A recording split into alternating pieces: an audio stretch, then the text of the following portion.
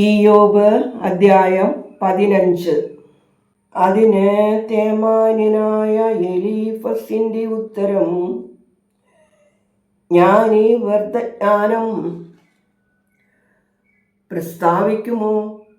അവൻ കോപം കൊണ്ട് വയറ് നിറയ്ക്കുമോ?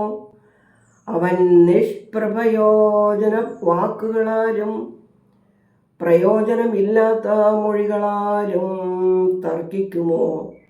നീ ഭക്തി വെടിഞ്ഞ് ദൈവസന്നിധിയിൽ വാക്കുകൾ വർദ്ധിപ്പിക്കുന്നു.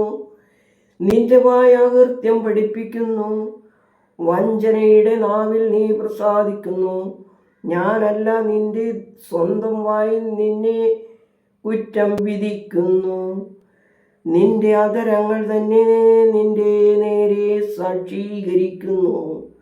നീയോ ആദ്യം ജനിച്ച മനുഷ്യൻ, ഗിരികൾക്കും മുമ്പേ നീ ജാതനായോ? നീ ദൈവത്തിൻ്റെ രഹസ്യങ്ങൾ കേട്ടിട്ടുണ്ടോ? ജ്ഞാനം നിനക്ക് മാത്രമാണോ? ഞങ്ങൾ അറിയാത്തതായി നീ എന്തറിയുന്നു? ഞങ്ങൾക്ക് അറിവില്ലാത്തതായി എന്താണ് നീ ഗ്രഹിച്ചിരിക്കുന്നത്? ഞങ്ങളുടെ ഇടയിൽ നരച്ചവരും വൃദ്ധന്മാരുമുണ്ട്. നിന്റെ പിതാവിനേക്കാൾ പ്രായം ചെന്നവർ ഉണ്ട്. ദൈവത്തിൻ്റെ കോപം നിന്നിൽ നിന്ന് മാറ്റി അവൻ ശാന്തമായി നിന്നോട് സംസാരിച്ചു. നിന്റെ ഹൃദയം ചീർത്തിരിക്കുന്നതെന്ത്? നീ കണ്ണുരുട്ടുന്നതെന്ത്? നീ ദൈവത്തിൻ്റെ നേരെ ഉയരുകയും നിന്റെ വായിൽ നിന്ന് വാക്കുകളെ പുറപ്പെടുവിക്കുകയും ചെയ്യുന്നു. ശുദ്ധിമാനായിരിക്കുന്ന മനുഷ്യനാര്? സ്ത്രീ പ്രസവിച്ചവൻ നീതിമാനായിരിക്കുന്നതെങ്ങനെ? തൻ്റെ വിശുദ്ധന്മാരിലും അവനോ വിശ്വാസമില്ലല്ലോ. ആകാശവും തൃക്കണ്ണിന് നിർമ്മലമല്ല. പിന്നെ മ്ലേച്ഛതയും വഷളത്വമുള്ളവനായി വെള്ളം പോലെ അകൃത്യം കുടിക്കുന്ന മനുഷ്യൻ എങ്ങനെ? ഞാൻ നിന്നെ ഉപദേശിക്കാം, കേട്ടുകൊള്ളുക.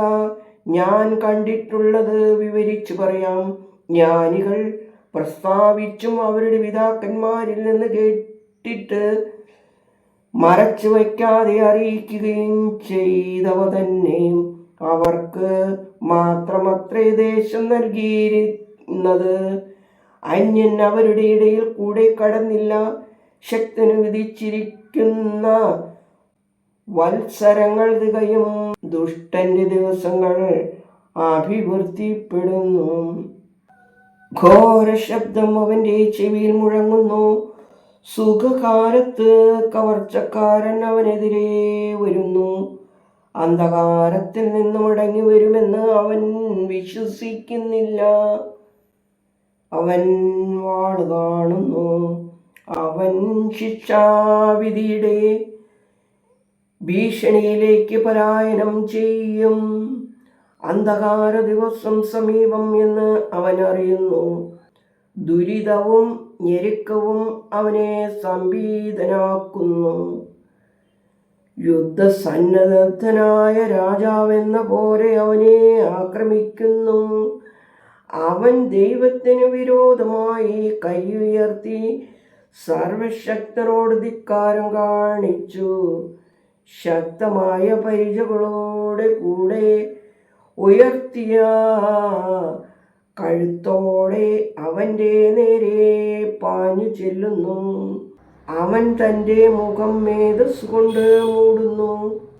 അവൻ ശൂന്യ നഗരങ്ങളിലും ആരും വസിക്കാത്ത കൽക്കൂമ്പാരങ്ങൾ മേലും നഗരമുണ്ടാക്കി.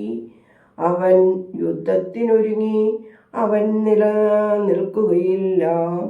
അവൻ്റെ ശക്തി നിലനിൽക്കുകയില്ല. അവൻ ഭൂമിയെ വാക്കുകൊണ്ട് നിറയ്ക്കുകയില്ല. അന്ധകാരത്തിൽ നിന്നവന് മോചനമില്ല. അഗ്നിജ്വാല അവൻ്റെ ശിഖരങ്ങൾ ഉണക്കിക്കളയും. തിരുവായിലെ ശ്വാസം കൊണ്ട് അവൻ കെട്ടുപോകും. അവൻ വഴിതെറ്റിക്കുന്ന വ്യാജത്തിൽ വിശ്വസിക്കരുത്. അവൻ്റെ മുള വ്യഥമാകും. ദിവസം വരും മുമ്പേ അത് ഉണങ്ങിപ്പോകും. അവന്റെ ശിഖരം ദൃശ്യമാകുകയില്ല. മുന്തിരി വള്ളി പോലെ അവൻ വിളയാത്ത പഴം പൊഴിക്കും. ഒലിവ് വൃക്ഷം പോലെ മുള പൊഴിക്കും. അവിശ്വാസികളുടെ സമൂഹം വിനാശമടയും. അനീതിക്കാരുടെ കൂടാരങ്ങൾ അഗ്നിക്കിരയാകും. അവൻ അനീതിയെ ഗർഭം ധരിച്ച് അനർത്ഥത്തെ പ്രസവിക്കുന്നു. അവരുടെ ഉദരം വഞ്ചനാപൂർണമാകുന്നു. ദൈവമേ, സ്തുതി നിനക്ക് യോഗ്യമാകുന്നു. പാറകുമോ